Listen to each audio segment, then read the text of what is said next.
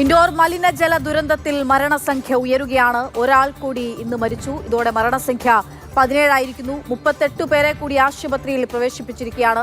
അനൂപ് ദാസ് ജലീൽ നിന്ന് വിവരങ്ങളുമായി ചേരുകയാണ്. അനൂപ്, എന്തൊരു ദുരന്തമാണെന്നുള്ളതാണ്. അത്രയും വൃത്തിയുണ്ട് എന്ന് അവകാശപ്പെടുന്ന ഇടത്താണ് ഈ മലിനജലം കുടിച്ചതിന് ശേഷം ആളുകൾക്ക് ജീവൻ നഷ്ടമാകുന്നു. ഒരു മരണം കൂടി സംഭവിക്കുന്നു എന്നുള്ളത് ആശങ്കപ്പെടുത്തുന്നതാണ്. ഒപ്പം തന്നെ കൂടുതൽ ആളുകളെ ആശുപത്രിയിൽ പ്രവേശിപ്പിച്ചിരിക്കുന്നു എന്നുള്ളതും.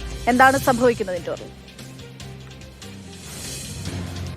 38 പേരെ ഇന്ന് ആശുപത്രിയിൽ പ്രവേശിപ്പിച്ചിരിക്കുന്നു. നേരത്തെ അക്ഷയ് പറഞ്ഞ പോലെ ഒരാൾ കൂടി മരണപ്പെട്ടിരിക്കുന്നു. അപ്പോൾ 17 മരണം എന്ന് പറയുന്നത് ആശുപത്രിയിൽ നിന്നും നാട്ടുകാരിൽ നിന്നും ലഭിക്കുന്ന വിവരത്തിന്റെ അടിസ്ഥാനത്തിലാണ്. സർക്കാർ പറയുന്നത് 6 പേർ മാത്രമേ മരണപ്പെട്ടിട്ടുള്ളൂ എന്നുള്ളതാണ്. എന്തായാലും ഇന്നലെ ഈ സംഭവത്തെ പകർച്ചവ്യാധിയായി പ്രഖ്യാപിച്ചിട്ടുണ്ട്. കൂടുതൽ ആളുകൾക്ക് രോഗം പിടിപെടുന്നതാണ് ആശങ്കപ്പെടുത്തുന്ന കാര്യം.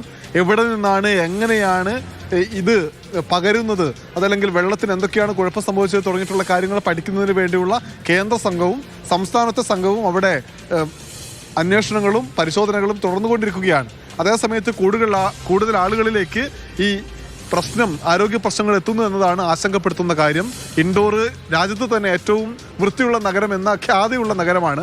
അതെല്ലാം വളരെ കുറച്ച് സ്ഥലങ്ങളിൽ ആളുകൾ, ഒരു നഗര കേന്ദ്രീകൃതമായി വളരെ കുറച്ച് സ്ഥലങ്ങളിൽ മാത്രമേ ഉള്ളൂ. നഗരത്തിന്റെ തൊട്ടു പുറമ്പോക്കിലുള്ള സാധാരണ മനുഷ്യർ ജീവിക്കുന്ന സ്ഥലങ്ങളിലേക്ക് നല്ല വെള്ളം എത്തുന്നില്ല എന്ന് വ്യക്തമായിരിക്കുകയാണ്. എന്തായാലും ആളുകളുടെ ജീവൻ കൂടുതൽ അപകടത്തിലാവുന്നതാണ് പ്രശ്നം. ഈ നടപടികളൊക്കെ സ്വീകരിച്ചു തുടങ്ങുന്നുണ്ടായിരുന്നു അവിടെ ഇൻഡോറിൽ. ഇപ്പോൾ ആ നടപടി എങ്ങനെയാണ് ഇപ്പോൾ മുന്നോട്ട് പോയിക്കൊണ്ടിരിക്കുന്നത്? അപ്പൊ ഞാനൂപ് സൂചിപ്പിച്ച പോലെ തന്നെ ഈ പരിശോധന ഉൾപ്പെടെയുള്ള കാര്യങ്ങളും പ്രധാനമായും പരിശോധനയാണ്. കേന്ദ്രത്തിൽ നിന്നുള്ള വിദഗ്ധ സംഘവും സംസ്ഥാനത്തു നിന്നുള്ള വിദഗ്ധ സംഘവും സംഭവ സ്ഥലത്ത് പരിശോധനകൾ തുടരുകയാണ്. എന്താണ് സംഭവിച്ചത്, എങ്ങനെയാണ് ഈ മലിനജലം കുടിവെള്ളവുമായി കലർന്നത് തുടങ്ങിയിട്ടുള്ള പരിശോധനകളാണ്.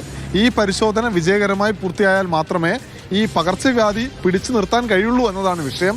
അതുകൊണ്ട് തന്നെ ഈ പരിശോധനകൾ തുടരുന്നു. അതിൻ്റെ ഒരു അന്തിമ റിപ്പോർട്ട്, പ്രാഥമികമായ റിപ്പോർട്ട് ഒരാഴ്ച കൊണ്ടുണ്ടാവും എന്നാണ് പ്രതീക്ഷിക്കുന്നത്. അതിൻ്റെ അന്തിമ റിപ്പോർട്ട് കൂടി വന്നതിന് ശേഷം മറ്റു ഇടപെടൽ ഉണ്ടാവും എന്ന് കരുതുന്നു. ശരി, അനൂപ് ദാസാണ് വിവരങ്ങൾ നൽകി.